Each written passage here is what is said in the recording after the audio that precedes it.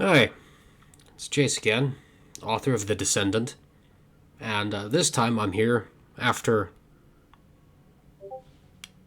it's been way too long since I've done any science heavy videos on this channel, especially for me being a science fiction author and self proclaimed sci fi nerd. So today, I have the topic of energy shields. I don't have any energy shields in my books in the Descendant saga, and that's partially because I don't understand how they work, or if they're even possible with our current understanding of physics.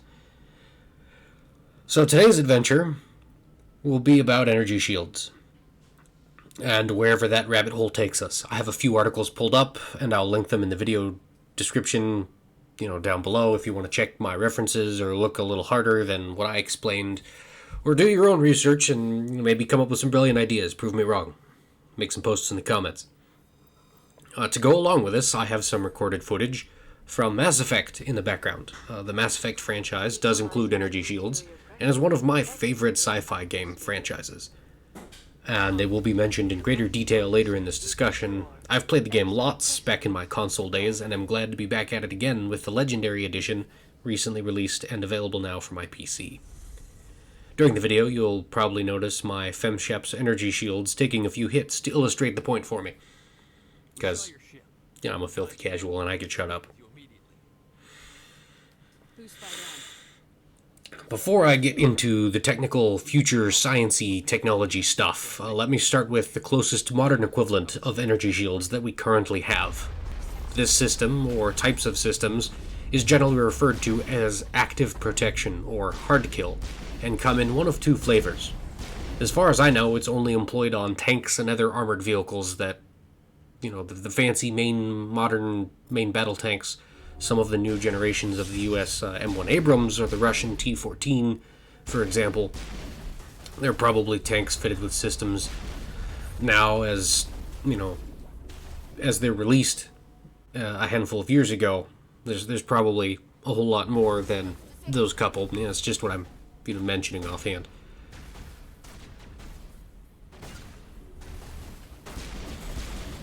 If you know about other ways and places, the active protection system has been used, I'd be interested in that too. Please leave a comment down below and educate us all a little bit. Links and sources are encouraged, especially with these kinds of scientific discussions. Anyway, active protection, depending on the flavor, works off of one of two methodologies. The older and more common variant, that I will call Reactive Armor, is a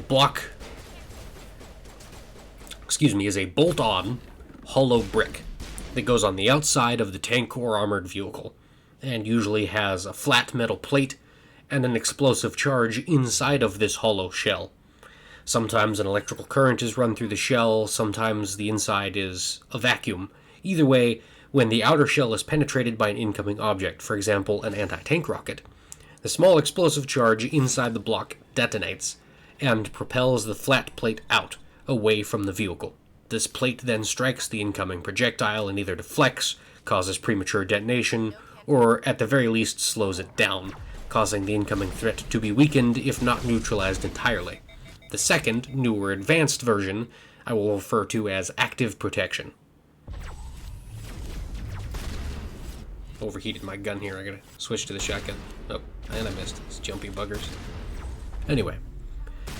Active protection, as the name implies, is a more active system and has a sensor of some kind.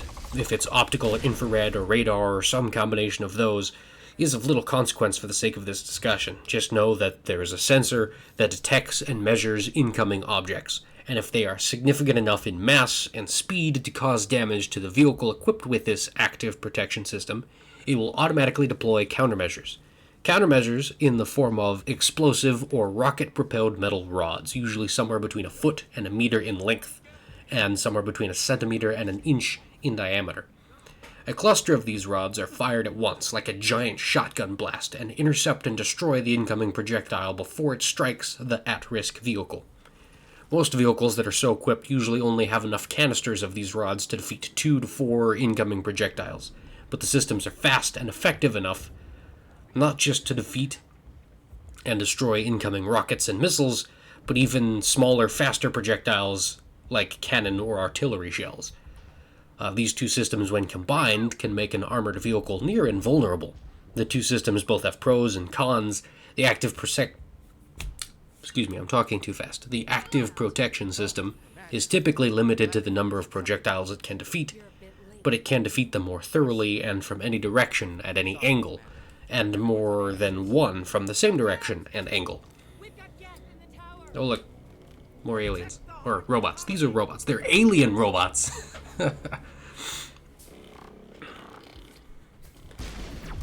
Anyway, the reactive armor plates are capable of defeating more projectiles because the vehicle is typically covered with dozens or hundreds of reactive blocks. However, these blocks only work if the block itself is struck directly. Each individual one only works once, so a second hit in the same location will strike unimpeded, and not all of the vehicle can be covered in this reactive armor, so an impact in an unprotected section will obviously be unhindered. Nor can they completely defeat all projectiles. Most man-portable anti-tank weapons can be defeated, to some extent or another, by reactive armor, but if the tank was to be shot by another tank, because of the speed and sheer kinetic energy of the incoming projectile, they usually cannot be defeated by the reactive armor. And if they are hindered, it's only minorly. Only mitigated, if at all. However, because the vehicle is coated in many of these reactive cells, it could in theory stop many incoming threats if they strike the vehicle at different locations. Which sounds pretty nifty, and combined, they work very well together to keep large, expensive vehicles and their crews safe from big, powerful weapons that could harm those vehicles and the people in them. But that's only going to work on big vehicles against big, dangerous projectiles like rockets, missiles, and cannon shells, and so on. Energy shields, when you say, energy shields or barrier or whatever, much like this, get out of my way, is a more personal affair. Smaller, more personal protection systems to protect the individual user from smaller, more personal threats, such as shrapnel or rifle-caliber bullets, are still not a thing that we have, or at least that I know of. These personal energy shields are what I intend to talk about today. I just figure it best to get some real-world references out of the way first. In science fiction, most easily portrayed in video games such as Mass Effect, like you've been watching, or Halo, or, in movies like Star Wars or Star Trek, the energy shield is generically described as some sort of energy field that is generated by a power source and cast around an object. Be that object a person, a spaceship, or some other vehicle, or an entire planet, a moon-sized space station. And this field, which then absorbs, deflects incoming things. Sometimes that's kinetic projectiles, or energy such as plasma, lasers, radiation, depending on the story. Sometimes all of the above. But they often don't give much explanation beyond science. And that's so much Clark Tech science in there that it might as well just be fancy magic. Some of those things can and has been done in the real world. For example, fine mesh has been used as conductors to hold a thin wall of plasma, which could then in theory be used to envelop a spaceship and protect its occupants from cosmic radiation on long journeys to places like Mars, or prolonged stays in a space station orbiting places like the Moon or Venus, where the occupants don't have the Earth's atmosphere to shield them from cosmic radiation. Other suggestions have been a lattice of powerful lasers that could be used to atomize anything that tries to pass through them. This could be used to block off a doorway or some other sort of passage in a building or ship. Other versions have simply generated powerful electromagnetic fields that could be used to stop or deflect metallic objects such as bullets. I hate these things. The console version was much easier for me to use. It's just playing a game of Simon Says. Anyway. Even if, this electromagnetic field is powerful enough to deflect bullets, it's going to affect anything else made out of metal near it too, which kind of renders it useless, or at least impractical.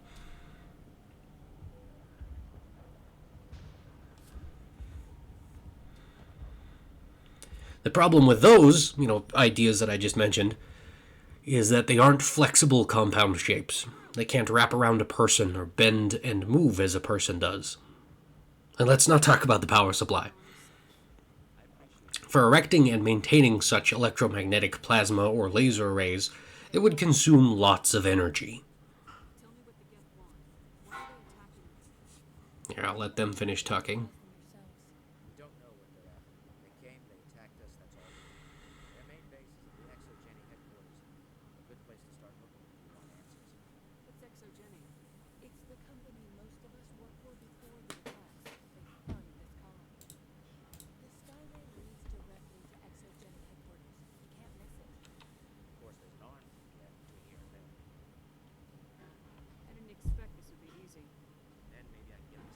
Anyway. Sorry, curiosity's getting the better of me.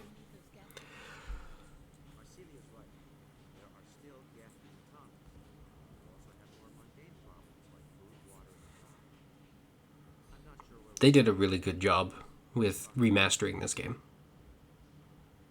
Do you have information about Geth in the lower tunnels? Nothing new. They're in the tunnels somewhere, likely. Let me skip ahead here. I don't want you to get too bored on me. Okay. Done with the boring talking part. I can... where was I? Power. Right.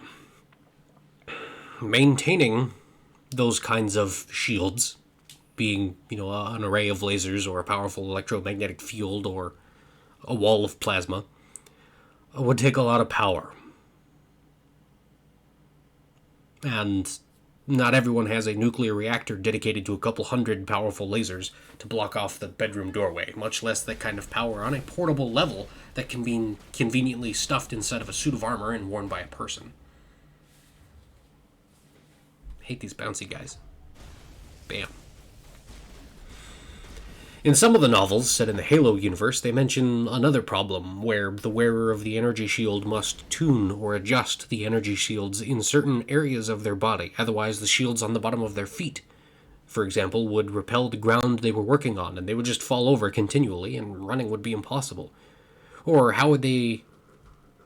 now that I'm talking about it, how would you even do that? How... another example they mentioned was how you had to proactively adjust or lower the kinetic field across a person's backside so that they could sit in a chair without the energy shield repelling the chair away from them as they attempted to sit in it. Comical though that may be, it would not be practical to have everything repelled away from you. However, if you could somehow create a small enough, powerful enough energy source to be portable and still powerful enough to run a force field, and a force field of sufficient complexity to fit around a complex shape, such as the human body, then that also poses the question of how to lessen the effects of the field in specific areas, like the soles of the feet, without making the entire force field equally weak. Targeting attenuation like that doesn't seem to be possible. Targeting the attenuation to a specific area, i.e. the soles of the feet, doesn't make sense. I don't know how that's possible. Oh, look, alien dogs.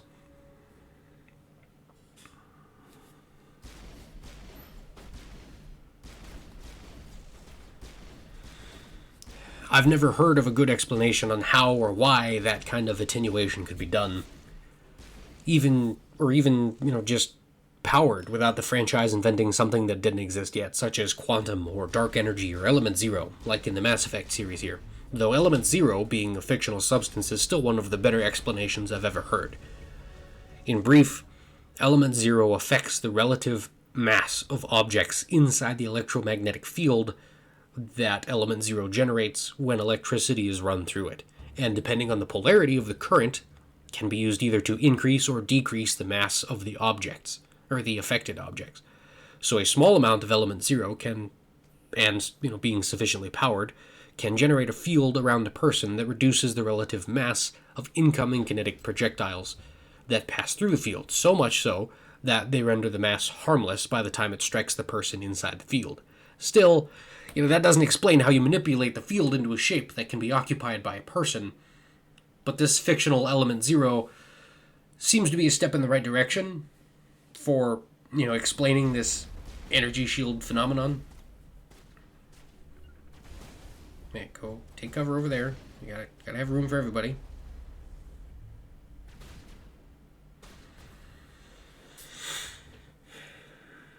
Anyway, even so, with all these energy shield ideas, they still aren't possible in any way yet discovered by humanity. There's several problems standing in our way of making it so portable and individual that specific soldiers can be equipped with personal energy shields, such as power, shape, and manipulation / attenuation, and all that I've already mentioned. And I haven't been able to find anything, through a couple quick searches on the DuckDuckGo or the Google or whatever your favorite search engine is. Nothing that sufficiently pleases me. That makes enough sense. That is hard enough science and not just, game / story lore. Like I mentioned, everyone just throws the word quantum onto something. A quantum generator is, the size of a grapefruit, fits in your backpack, and, makes an energy shield all around you. And that's not a good enough of an answer for me. More talking. Let me skip this. All right. Boring talking skipped again. I really got to work on my B-roll footage. Anyway, I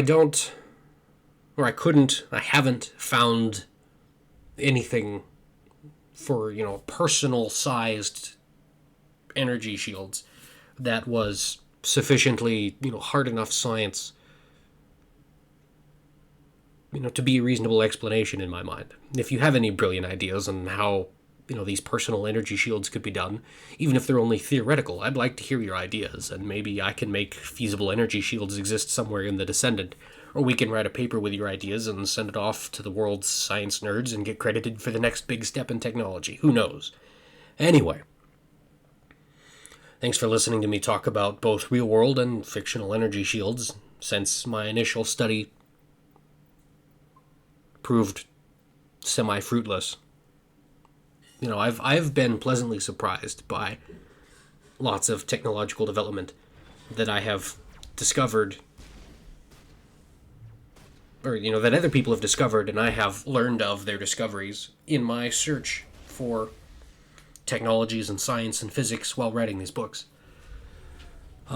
Since I initially, started looking into this and, looked through the articles that I did, some people that I know posted more links to me on the topic, and I'll include those links down in the description too.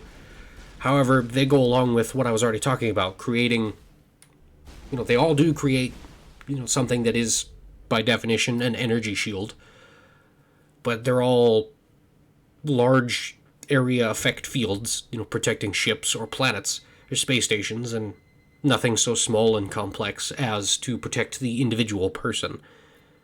So I'll include those links too down in the description. It's just going to be a huge page full of links.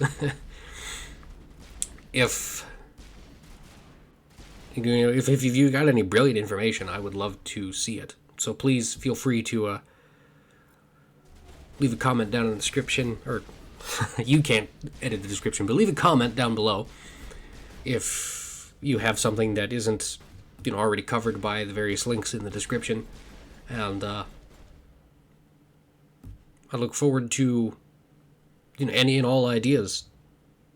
I think if I can find something of sufficient seriousness, of reality, of feasibility, I would gladly add some energy shields, science stuff, coolness into the Descendant and subsequent books that aren't yet written.